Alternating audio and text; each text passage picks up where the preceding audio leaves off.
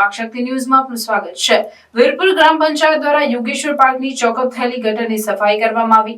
તલાટી કમ મંત્રી સતીશભાઈ સ્થળ પર 2 કલાક તાપમાં ઉભા રહી કામગીરી કરાવી। વીરપુરથી આકાશ જોશીનો રિપોર્ટ। વીરપુર યોગેશ્વર પાર્ક સોસાયટીમાં આવેલ ગટર લાઇન ઘણા સમયથી ચોકઅપ થવા પામી હતી અને જેના કારણે ગટરના દૂષિત પાણી ગટર પરથી જાહેર માર્ગ પર આવી જતું હતું, જેના કારણે જાહેર માર્ગ પર અવારનવાર અકસ્માતનો ભય રહેતો હતો। આ ગટરના પાણી જાહેર માર્ગ પર આવી જતા દુકાનદારો તેમજ સોસાયટીના રહીશો ત્રાહીમામ પુકારી ઉઠ્યા હતા। જે બાબતની જાણ વીરપુરના જાગૃત નાગરિક દ્વારા વીરપુર ગ્રામ પંચાયતના તલાટી સતીશભાઈને કરતા તલાટી સતીશભાઈ તત્કાલીન સ્થળ પર આવી 2 કલાક ધમધમતા તાપમાં મજૂરો સાથે અડીખમ ઉભા રહી ચોકઅપ થયેલી ગટર લાઇનની સફાઈ કરાવવામાં આવી હતી।